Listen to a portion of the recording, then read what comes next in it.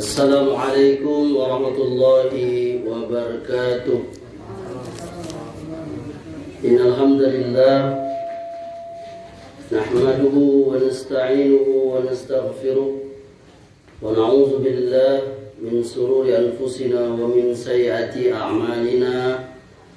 Man yahdihillahu fala mudilla lahu wa man yudlil fala hadiya lahu. وأشهد أن لا إله إلا الله وحده لا شريك له وأشهد أن محمدا عبده ورسوله صلى الله عليه وعلى آله وسلم. Ikhwan dan akhwat jemaah Majelis Taklim Baiti Jannati yang dimuliakan oleh Allah, alhamdulillah kita sebagaimana biasanya setiap Sabtu malam Ahad kita berkumpul bersama di majelis yang penuh dengan barokah ini insyaallah, yakni majelis ilmu bergantian. Dan pada kesempatan yakni pekan pertama di bulan Februari tahun 2025 Miladiah, yang bersedia menjadi tuan rumah adalah Akhuna Rahmat dan istri. Semoga ini kajian di rumah beliau ini menjadikan keberkahan di rumah tangga beliau, sakinah mawaddah warahmah, menjadikan keberkahan dalam ilmu, amal dan rezeki mereka, dikaruniakan anak-anak yang saleh, dan kita dikumpulkan semuanya nanti di surga Jannatul Firdaus. Amin ya rabbal alamin. Sebagaimana janji Rasulullah, barang siapa yang berjalan menuntut ilmu, maka Allah akan mudahkan jalan dia ke surga. Ikhwan dan akhwat, sebagaimana yang telah kita ketahui, kajian kita sebelumnya yakni pembahasan tentang takwa, dan kita sebenarnya sudah berada di bab terakhir pembahasan takwa, yakni faedah dari takwa itu, dan kita sudah menyebutkan ada beberapa, kalau saya tidak salah sampai poin ke-16 ya. Dan saya itu sepertinya sudah mencukupi ya. Maka sehubungan dengan kita barangkali sudah memasuki bulan Sya'ban,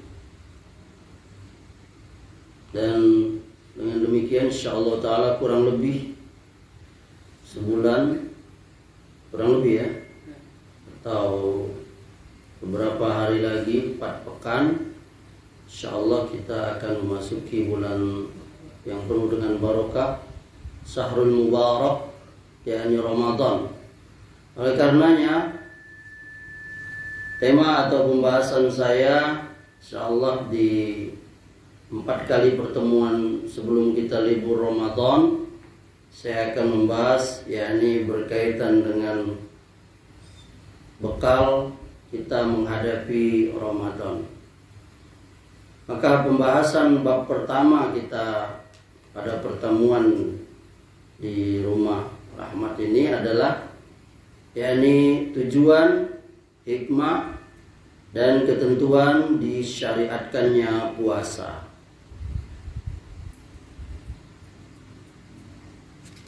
Tujuan puasa atau saum adalah,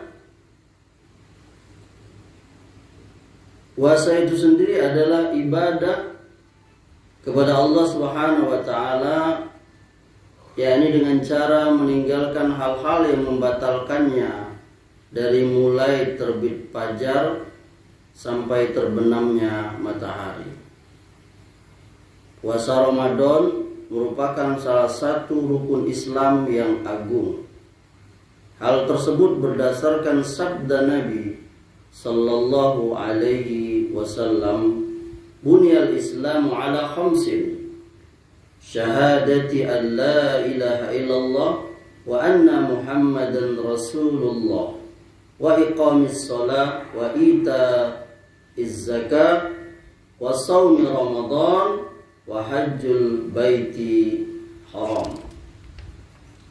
Islam itu, kata Rasulullah, dibangun di atas 5 perkara. Bersaksi bahwa tidak ada ilah yang berhak untuk diibadahi kecuali Allah, dan bahwasanya Muhammad adalah utusan Allah, mendirikan salat, menunaikan zakat, melaksanakan puasa di bulan Ramadan, dan melaksanakan ibadah haji ke Baitul Haram. Ini hadis dikeluarkan Bukhari dan Muslim. Di antara tujuan puasa itu, ikhwan akhwat, ada beberapa. Ini bukan pembatasan. Apa yang kita sebut ini bukan pembatasan, ya. Meraih pahala yang besar dan memperoleh ganjaran yang banyak. Sebagaimana janji Allah Subhanahu wa taala dalam sebuah hadis qudsi,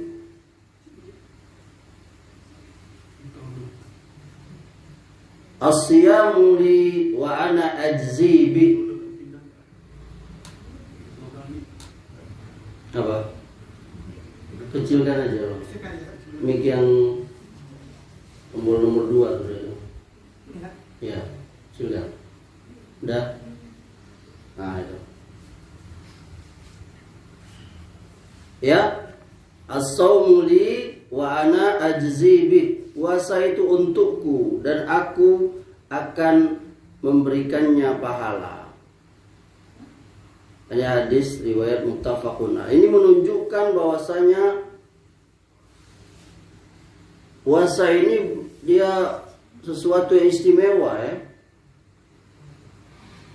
Ya, ini besarnya itu pemberian karena Allah Subhanahu wa taala mengatakan, aku yang memberikannya langsung. Ya.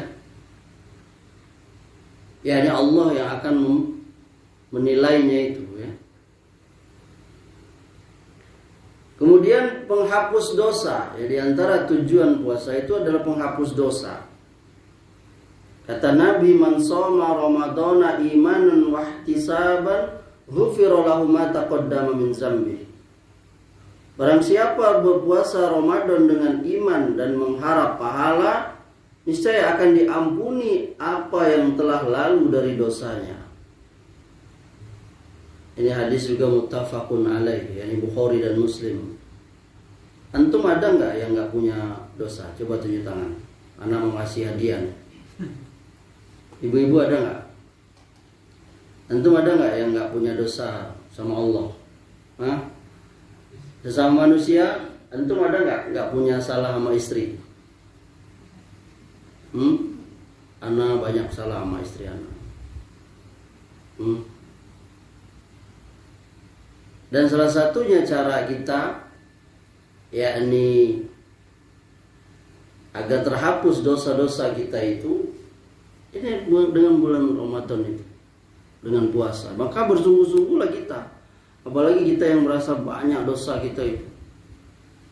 Ini janji Rasulullah, siapa yang puasa Ramadan karena iman dan mengharap pahala. Jadi perkataan aku ibadah itu bukan mengharap pahala.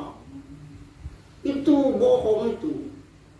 Itu satu, maaf, kalau bahasa kasar, kebodohan. Aku ibadah itu nggak mengharap pahala. Aku nggak mengharap masuk surga, tapi aku juga nggak mau masuk. Kalau mau kemana ente? Kita ini mengharap pahala itu. Wahtisaban, mengharap pahala. Ghufira lahu ma taqaddama min dzambi. Diampuni dosa kita yang telah lalu. Subhanallah, alangkah besarnya, yakni ganjaran bagi kita yang melakukan puasa Ramadan itu. Oleh karenanya dari sekaranglah kita mempersiapkan bekal itu dan berdoalah kepada Allah agar kita dipertemukan dengan bulan Ramadan itu. Ibu-ibu berdoa kepada Allah, ya Allah pertemukan kami dengan bulan Ramadan, di mana nanti ibu-ibu akan memperoleh pahala yang besar. Kita ini bapak-bapak nggak mungkin bisa ibadah puasa dengan sempurna kalau tanpa ibu-ibu. Di saat saya pribadi lah, di saat saya masih tidur, istri saya udah bangun jam 3, setengah 4. Dia sudah gelentang, gelentong, gelempang, gelempung, groceng, ya kan? Kita masih itu. Nanti kalau udah masak baru bangun Kak. Anak dibangun, subhanallah. Dan banyak orang kaum muslimin ya, dia menjadikan bulan Ramadan itu sebagai satu kesempatan bagi mereka untuk menghimpun kembali apa yang terserak selama 11 bulan sebelum Ramadan itu. Yani yang gak pernah makan bersama, ya kan? Coba, yang hilang zaman kita sekarang ini salah satunya itu. Beda, gak tahu antum kecil. Anak dulu waktu kecil, subhanallah, anak kecil aja apalagi di atas kita, makan bersama tuh tiap hari gitu. Makan siang, apalagi makan sore, ya kan? Kadang dibagi lagi telur turah. Kalau miskin, ya kan? Bagi oleh anak telur 2, anaknya 4, bagi 2. Nah kalau sekarang kan, coba lihat, sana juga kadang-kadang. Sekarang anak kita makan, kalaupun ada meja makan tuh, makannya pergi ke kamar. Ya kan? Dia sambil main ya gimana enggak dilihatnya emaknya juga gitu, bapaknya juga gitu. Ya kan? Padahal keberkahan itu muncul dari makan jamaah. Antum enggak usah lirik-lirikan. Sini semua gitu. Ustadz juga gitu. Dan semua ustadz guru juga begitu sekarang. Bahkan lagi makan juga disorot HP, ya kan? Betul nggak? Bahkan sebelum makan dipoto dulu, ya kan? Oh, Ustaz Amri ya juga kayak itu. Lah iya juga. Nah ini sebagai pelajar. Nah dia menjadikan Ramadan itu sebagai menghimpun apa yang berserak itu. Sehingga andai kata doa dikabul, sebagian mengatakan seperti itu, ya kan? Kalau nggak salah hadis ya, lupa. Anda hadir dan mengatakan, andai kata kita mengetahui keutamaan sehakikinya itu, sebenar-benarnya, maka orang akan berharap, yakni seluruh bulan itu Ramadan, karena keberkahan di dalamnya. Coba di bulan Ramadan itu apa yang nggak barokah? Ekonomi meningkat, makanan berlimpah, coba semangat semua, Islam semua itu kelihatan Islam semua. Minimal mutar kasidah di rumahnya, minimal itu ya, dianggap dianggap orang Islami lah kan. Kalau di luar itu kan nggak mutar kasidah, ya, betul nggak? Apalagi baca Quran, masya Allah. Yang selama ini Qurannya masih berdebu, dia baca Quran, bahkan beli mushaf baru. Nah itu tadi, jadi semangat untuk supaya terhapus dosa itu. Yang kemudian membiasakan taat kepada perintah Allah, ini tujuannya, dan perintah Rasul, dan berlatih meninggalkan hal-hal yang disukai untuk ridha Allah. Jadi makan, minum, hubungan suami istri itu hal yang biasa kita lakukan. Tapi oleh Allah Subhanahu wa taala kita diuji, dan diujinya cuma setengah hari kok. Setengah hari enggak? Mungkin sekitar 12 jam lah kurang lebih ya. 12 jam lah. Taruhlah 14 jam lah. Ya kan? Itu diuji kita. Mampu enggak kamu? Yang selama ini 11 bulan siangnya aku bebasin kamu. Makan, minum, campur. Sekarang aku uji kamu. Dan tentu banyak hikmahnya. Oleh karenanya kita masuk poin kedua dari pembahasan dari hikmah puasa itu. Tentu sebagaimana yang sebelumnya kita katakan, seluruh perintah dalam agama kita itu ada hikmah. Dan ini apa yang akan kita sebutkan ini bukan pembatasan, ya. Yang pertama hikmah puasa itu ikhwan akhwat, merasakan sakitnya lapar dan haus seperti halnya yang dirasakan sebagian saudara kita yang muslim yang kurang beruntung, fakir miskin, sehingga kita tidak lupa dengan mereka. Kita bersyukur ikhwan, ada di antara kita tuh minimal sehari itu makan 3 kali, ya kan? Makan pagi sarapan, makan siang tuh yang paling hebat, atau sore makan sore, makan malam. Bahkan ada yang lebih, itu makan besar loh. Ngaku antum 3 hari kan sehari? Awas kalau gak ngaku. Nah, ada yang lebih lagi.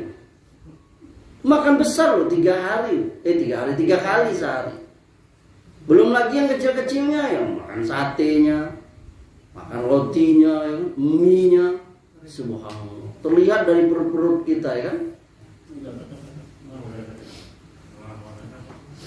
Tapi ada saudara kita itu yang apa? Yang nggak makan ikhwan. Dan itu kenyataan. Gak usah kita jauh-jauh ke Palestina, apa itu pastilah. Mereka sampai ada yang makan rumput. Ya. Di Indonesia ada banyak orang yang sebenarnya kalau dia mau minta tolong sama orang, pasti orang akan menolong dia. Tapi mungkin dia malu, dia menjaga muruahnya, menjaga kemuliaannya, wibawanya. Banyak orang yang gak makan. Kalau nggak viral waktu itu ada video berapa kali ya kan? Masya Allah datang makanan. Bayangin, bener kata kita kan? Lagi ngaji aja kita makan, bayangin. Sampai mana tadi itu kita? Woi, makanan nyaut ayan kamu ya. Ngaji lambatnya jauh, makan cepetnya. Enggak makan dulu.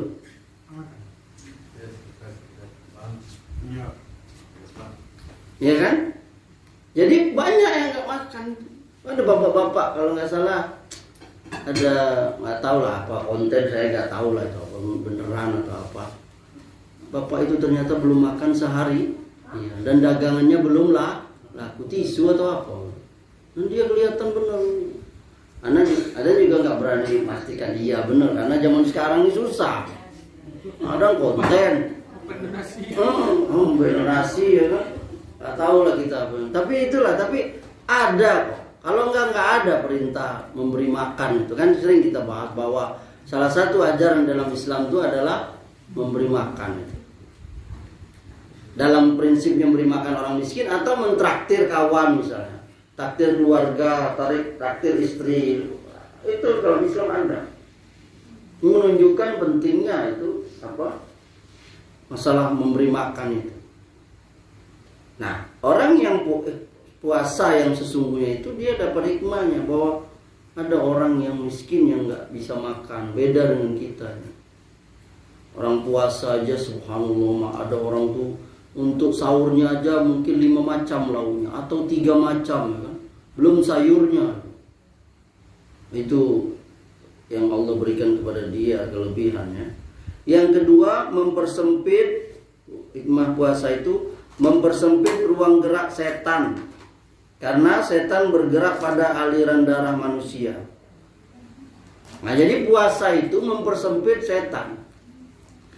Inna syaitana yajri min bani Adam majrad dam. Setan itu bergerak pada tubuh kita itu melalui jalan darah. Maka kata Rasulullah, persempitlah dia dengan puasa. Dijamin orang kalau nafsunya gede, caranya apa? Ya puasa. Nabi mengatakan apabila kamu pemuda udah mampu menikah, kalau belum mampu maka puasa. Kenapa? Puasa itu pasti dia otomatis itu sudah dari sononya sunnatullah menahan apa? Nafsu itu. Betul nggak? Kenapa orang-orang kafir itu nafsunya itu apa? menggelegak. Ya itu karena dia makan itu nggak terkontrol. Coba lihat Muslim itu. Kata Nabi, Muslim itu bukan seperti orang kafir. Dia perutnya tuh dibagi 3. Sepertiga air, sepertiga makanan, sepertiga udara. Bukan seperti orang kafir. Orang kafir itu di surah Muhammad itu mereka makan seperti makannya hewan. Nah, carilah nanti di surah Muhammad itu. Jadi puasa itu mempersempit gerak setan. Dengan puasa itu, yakin kalau antum sering kesetanan, puasa, insya Allah tidak kesetanan lagi. Kenapa? Orang kalau lemes, gimana yang mau dilakukan? Lemes, ya kan? Yang ketiga, memperbanyak ibadah dan mendekatkan diri kepada Allah, seperti sedekah, sholat, mengaji, baca Quran, ya. Dan berbagai macam ketaatan, yakni di bulan Ramadan. Kemudian poin yang ketiga, ketentuan diwajibkan atau tidaknya puasa. Ikhwan dan akhwat rahimakumullah, puasa ini kewajiban yang diperintahkan oleh Allah kepada kita. Tapi ada ketentuannya. Pertama, puasa diwajibkan bagi setiap muslim yang balik, berakal, mampu, dan dalam keadaan mukim. Nah ini, jadi kalau dia belum akil balik, belum wajib. Ya, kalau dia gilo, tidak wajib. Atau dia sakit, atau dia sudah tua, ya nggak bisa. Atau dia dalam keadaan safar, itu dia. Ada yang dia sama sekali nggak puasa, bayar fidyah. Ada yang diganti di hari yang lain. Yang kedua, orang kafir nggak wajib puasa. Dan kalau dia masuk Islam, tidak wajib mengkodonya. Paham? Jadi kalau ada orang kafir umur 50 tahun masuk Islam, antum suruh kau puasa. 50 tahun berarti kau kalau puasa mulai umur 15, berarti kau harus puasa 35 bulan. Wah, enak berhenti itu. Nah, orang kafir dia masuk Islam ya enggak, tidak mengganti puasa yang dia tinggalkan, enggak. Dia nanti menjalankan puasa yang dia sesudah masuk Islam. Yang ketiga, anak kecil yang belum balik, seperti siapa? Faiz. Nah, ia memang belum wajib puasa, tapi hendaklah belajar. Ya Faiz ya? Belajar. Nah, semampu dia. Bagi orang tua, kita kasih iming dia. Kalau kau puasa tahun ini, ayah belikan kau misalnya mobil Jaguar, mobil Lamborghini, kan? Tapi yang mini. Ya. Itu jadi anak itu diberi semangat dan orang tua dia akan dapat pahala. Faiz dapat pahala kalau melaksanakan puasa itu. Dan ayah juga dapat pahala, orang tua dapat pahala. Kan sudah kita bilang wa laisa lil insani illa masa. Seseorang itu memperoleh dari yang diusahakan dan sebaik-baik usaha itu adalah anak. Jadi antum amal apa yang antum lakukan, apa saja nih antum ngaji nih, ibu bapak antum yang tidur di rumah atau bahkan yang sudah meninggal dapat pahala.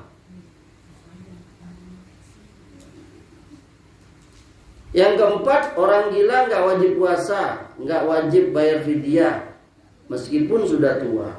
Demikian pula orang yang kurang akalnya atau tidak dapat membedakan benar salah. Apa itu? Idiot. Nah, itu dia nggak wajib dan nggak harus bayar fidyah. Yang kelima, ketentuannya seseorang yang tidak mampu puasa karena sudah tua atau sakit, yang tidak dapat lagi diharapkan sembuhnya, dia harus bayar fidyah. Apa yang dilakukan bayar fidyah itu? Ngasih makan 1 hari 1 orang. Boleh langsung, boleh nanti di istilah digabung, rapel. Nah, di akhir atau langsung tiap hari ngasih makan orang miskin 1 boleh. Atau nanti di akhir bulan langsung bayar apa itu. Jadi kalau ibu antum udah tua nggak sanggup lagi, udah bayarin fidyahnya.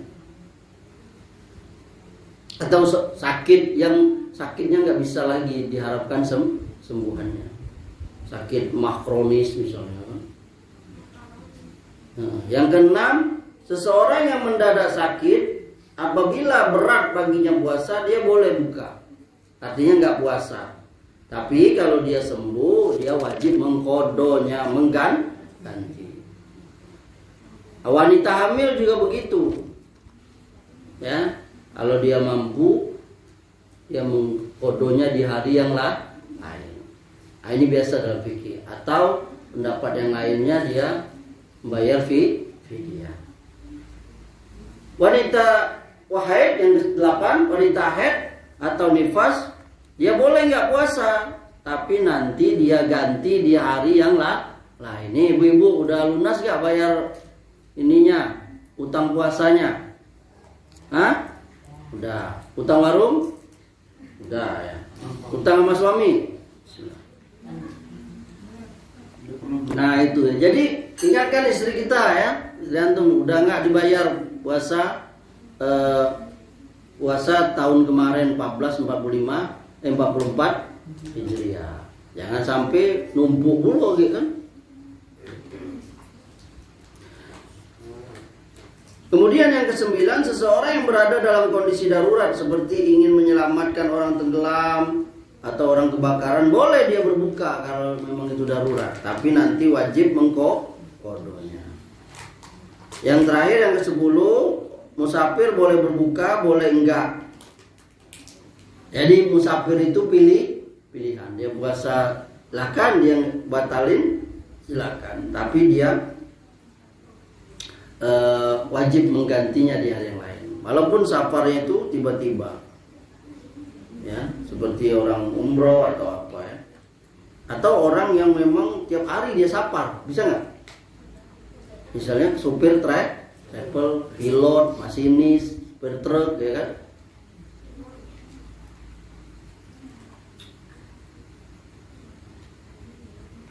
Itu tiap hari dia ustaz, ya nggak apa-apa, dia tetap boleh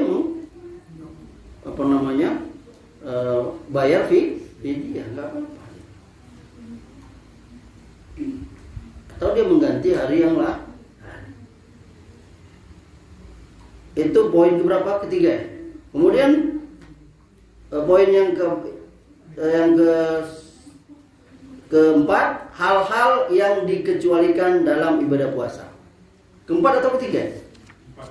Tujuan puasa, hikmah puasa, ketentuan di dalamnya puasa. Ayat yang keempat, hal-hal yang dikecualikan dalam ibadah puasa. 1. Tidak batal puasa bagi seseorang yang lupa, tidak tahu, atau mungkin dia dipaksa melakukan hal-hal yang membatalkan puasanya. Dalilnya mana? La yukallifullahu nafsan illa wus'aha. Gitu. Hah? Ya kalau memang lupa dia, tidak baca namanya lupa ya kan? Kalau memang lupa nian ya, yang tahu siapa ya dia sendiri. Dia lupa nian atau melupa. Kan ada orang yang lupa itu memang ada. Wah gimana kunci aku tadi ya kan? Padahal mana kacamata? Padahal kacamatanya di mana tadi aku parkir motor ya kan? Oh, di mana istri aku? Hilang dulu istri. Jadi orang yang lupa, dia nggak tahu batal puasanya, nggak batal dia. Bagaimana kalau istri yang dipaksa oleh suaminya melakukan hal yang membatalkan puasa? Batal nggak istri? Coba, batal nggak?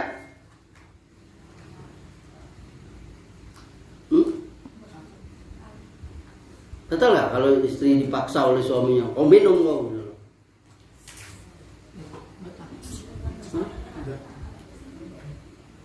Ya kalau terancam kayaknya nggak batal lah orang dipaksa. ceburin di dalam kolam.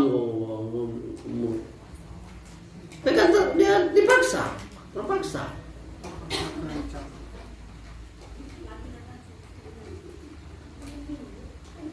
Gimana Ustaz dipaksa untuk campur oleh suaminya? Coba gimana? Tanya pada Ustaz lain aja ya. Jangan tanya kanan.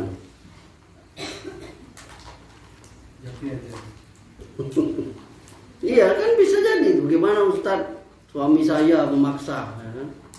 Sementara dia lagi buat, nggak boleh dianya ikutin kehendak suaminya. Nggak boleh taat suami kepada hal-hal yang melanggar aturan Allah. Kalau itu puasa wajib, perhatikan ibu-ibu. Tapi kalau puasa sunat, kalau berhadapan sesuatu perintah yang wajib antara hak Allah dengan makhluk, itu hak Allah kita utamakan. Ya. Walaupun itu juga wajib ya ditaat pada suami.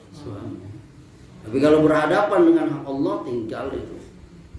Maka ibu-ibu nggak boleh taat sama suaminya kalau suaminya mengajak membatalkan puasa. Yang kedua, seseorang yang makan dan minum karena lupa di saat dia berpuasa tidak batal puasa. Ini udah tahu kita ya. Itu rezeki. Bisa jadi nggak antum udah makan mie 1 mangkok, lalu minum segelas? Hah? Iya, anak pun pernah, benar-benar lupa itu, nggak ada yang ingatin. Kalau sudah minum, dan pernah juga, ya. Jangan antum kira nggak.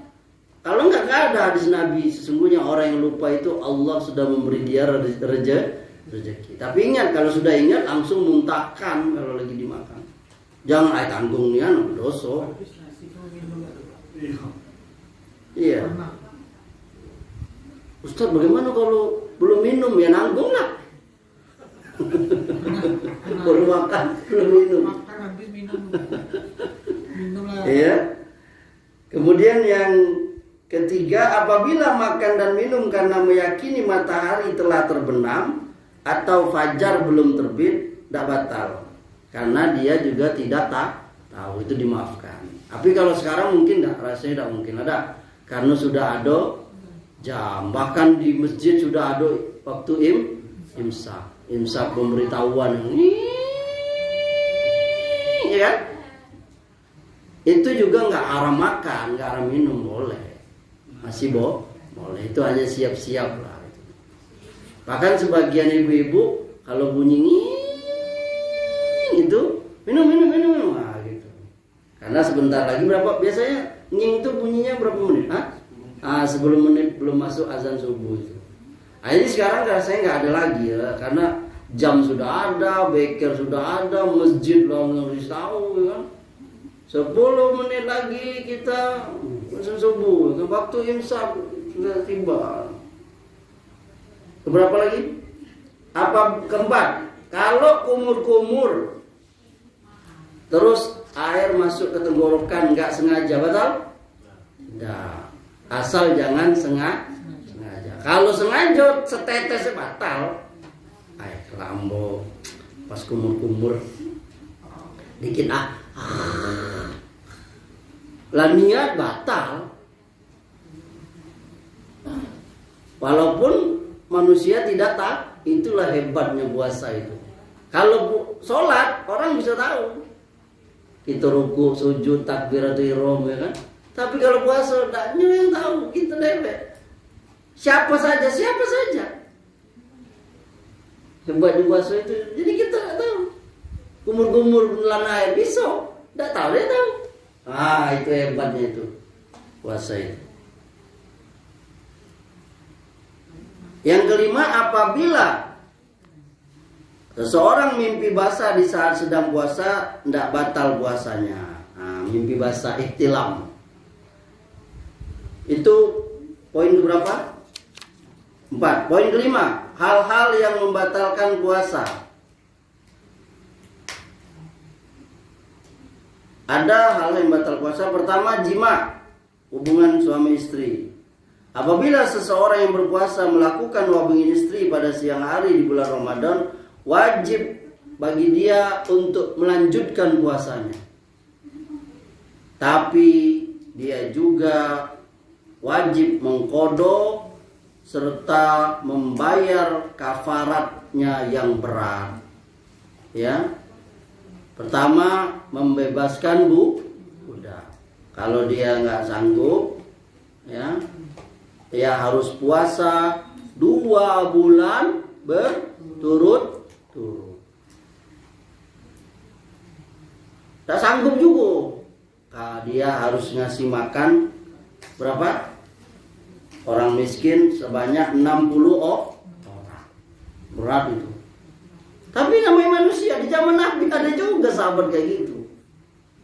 Ya Rasulullah, binasaku ya Rasulullah. Ngapa?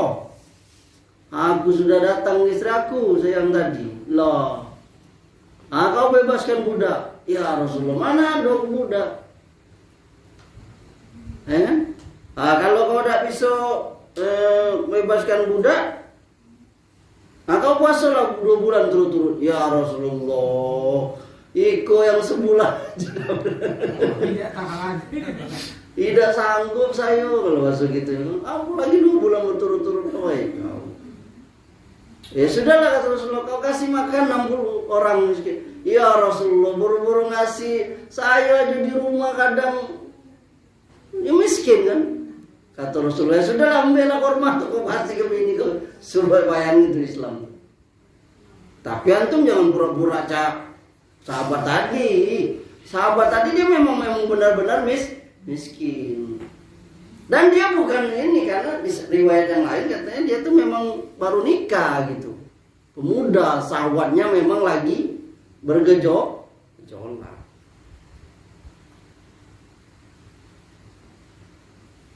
Kemudian yang kedua, pembatal puasa itu keluar sperma dalam keadaan tidak tidur, baik karena istimna, onani, atau karena cumbuan, berciuman, atau hanya sekedar berpelukan dan sejenisnya. Maaf, kalau itu menyebabkan keluarnya sperma, batal puasanya.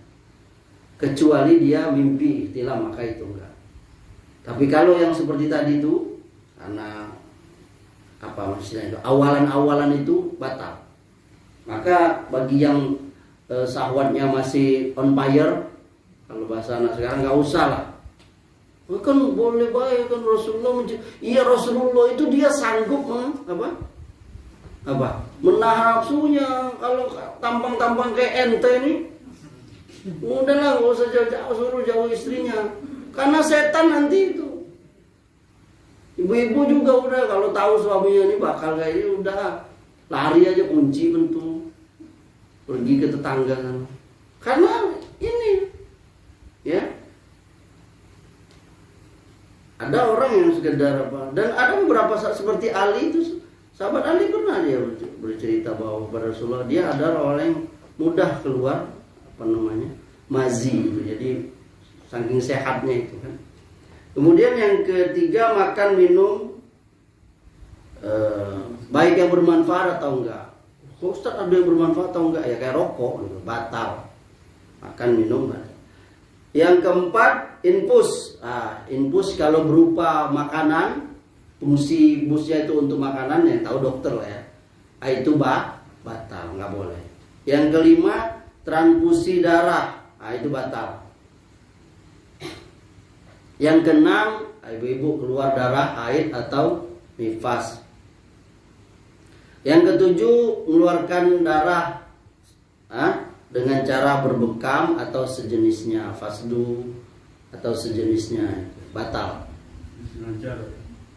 Iya, kalau nggak sengaja antum lagi motong daun pisang, itu beset ke tangan, itu enggak. Yang kedelapan, muntah, ya ini muntah dengan sengaja. Lagi gosok gigian tuh cucu-cucu, muntah, ya batal, nggak boleh. Perjalanan? Perjalanan? Kan nggak sengaja. Kan kita nggak sengaja, itu namanya mabuk laut, mabuk darat, mabuk Mabuk cinta batal. Kemudian yang terakhir, poin yang terakhir berapa? Keenam ya? Poin yang keenam, beberapa permasalahan yang diperbolehkan dalam ibadah puasa. Ini bab penutup ya. Iya betul ya. Poin keenam. Satu, seseorang diperbolehkan berniat puasa dalam keadaan junub, kemudian ia mandi setelah terbit fajar. Boleh. Nah, jadi jangan usah ditanya-tanya lagi. Ustaz, malam suami istri campur, belum sempat mandi, tahu-tahu waktu subuh sudah masuk. Nggak apa-apa, sah deh. Orang puasa itu nggak harus dalam keadaan suci. Yang wajib suci itu adalah sholat. Jadi syarat sah sholat itu harus wajib suci. Tapi puasa enggak. Maka ibu-ibu nggak usah ditanya lagi. Ustaz, boleh nggak saya masak? Karena kalau harus mandi dulu. Masak nanti ketinggalan nyiapin ini kan. Maka ibu-ibu boleh, walaupun dalam keadaan belum mandi, yakni masih junub, yakni dia masak, dia nyiapin sahur, bahkan dia makan sahur. Nah, nanti sudah makan sahur baru dia mandi. Yakni mandinya itu mau sholat. Paham ibu-ibu ya? Nah, jadi nggak usah ditanya-tanya lagi, paham itu. Jadi kalau suami istri campur, kemudian dia masuk waktu subuh, maka dia sah sholat puasanya. Nah, selama dia sudah berniat. Jadi mandinya itu untuk sholat. Yang kedua, wanita yang telah suci dari haid atau nifas di bulan Ramadan sebelum terbit fajar, wajib baginya untuk puasa meskipun mandinya setelah fajar. Nah, itu sama seperti tadi. Yang ketiga, seseorang yang berpuasa boleh cabut gigi, boleh ngobatin luka, boleh kasih tetes mata, tetes hidung. Itu tidak batalkan puasa, meskipun dia nanti merasakan ada sesuatu di tenggorokan. Yang keempat, seseorang yang puasa boleh menggunakan siwak. Kalau kita sekarang menggosok gigi, baik pagi, siang. Jadi nggak ada alasan ya. Kalau istri kita busuknya mulutnya, ya gosok gigi kalau itu memang bisa menghilangkan bau. Tapi ibu-ibu yakinlah bahwa kata Nabi, bau mulut orang yang puasa itu di sisi Allah itu lebih wangi daripada kasturi. Antum carilah, belilah minyak kasturi itu wanginya. Tapi di sisi Allah, bau mulut orang yang puasa itu lebih wangi daripada kasturi. Begitu pula istri ya. Tapi nggak usah saling ngasih gegas nyawuk mulut pulau. Bukan, nanti belago lagi sama suaminya. Kan ibu-ibu jangan pula ngetes kesabaran suami kayak gitu kan. Kak, ini bau lebih wangi daripada kasturi. Katanya. Belago nanti suami istri. Yang keberapa? Keempat. Keempat ya. Berapa kelima? Seseorang yang puasa, Yang kelima, seseorang yang puasa boleh meringankan rasa panas atau hausnya dengan mendinginkan badannya. Misalnya apa? Menggunakan air mandi, masuk ruangan AC, masuk kulkas boleh nggak? Boleh, hanya kalau kulkasnya segede gaban, nggak apa-apa. Yang penting jangan minum. Kalau minum nggak boleh. Pais, boleh nggak minum? Pinter nih anak. Boleh kalau bukan di bulan Ramadan. Berarti kalau bulan Ramadan nggak boleh.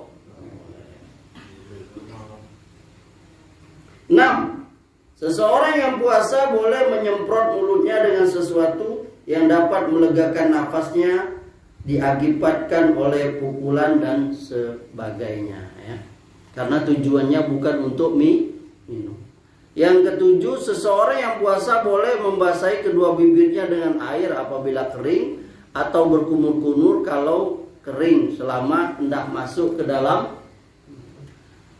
Kenapa ini perlu disampaikan ibu-ibu? Karena sebagian orang nih saking ini puasa meludah terus. Ada itu. Kenapa dia menganggap menelan air ludah itu membatalkan puasa? Betul nggak? Membatalkan nggak? Hah? Tidak. Kecuali ke air liurnya dibuang antum sedot, iya. Tapi air liur yang dia apa? Nggak apa-apa. Jadi nggak perlu meludah terus. Bahkan tadi itu, yakni membasahi berkumur-kumur saja,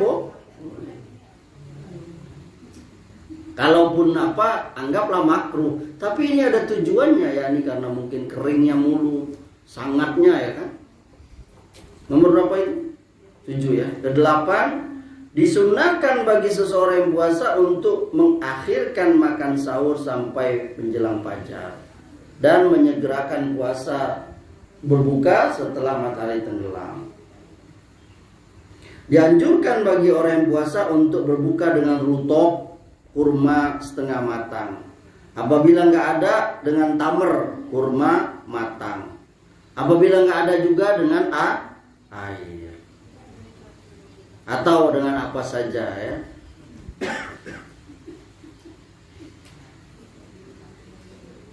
Apabila dia tidak punya sesuatu pun, maka cukup berniat dalam hatinya berbuka sampai dia dapat makan.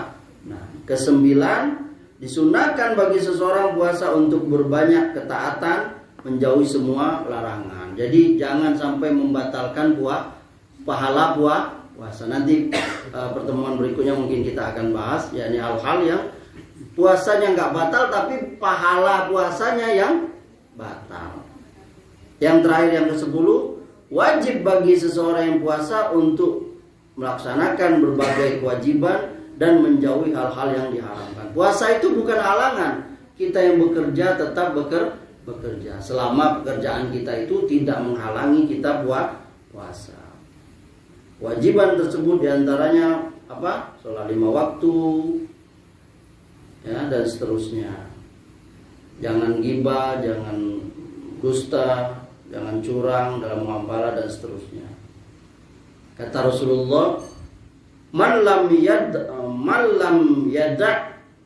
qaulaz zuri wal amala bihi falaysa Allahi hajatun fi an yada'a ta'amahu wa syarabahu. Siapa yang tidak meninggalkan perkataan keji dan dusta serta melakukannya, maka Allah Subhanahu wa taala tidak butuh dengan puasanya. Jadi kalau puasa berhenti nian ngomongin orang, ghibah, dusta, hilang, Allah nggak butuh puasa kita. Ini hadis riwayat Bukhari. Barangkali ini bisa kita sampaikan, yakni hal-hal yang berkaitan dengan tujuan, hikmah dan ketentuan disyariatkannya puasa. Semoga ini mengingatkan kita kembali dan ini mempersiapkan kita untuk puasa di bulan Ramadan yang akan datang sebulan lagi insyaallah taala. Ada yang ingin bertanya? Ibu-ibu ada? Kalau tidak ada, kita cukupkan sampai di sini. Subhanakallahumma wa bihamdika asyhadu an la ilaha illa anta astaghfiruka wa atubu ilaik. Assalamualaikum warahmatullahi wabarakatuh.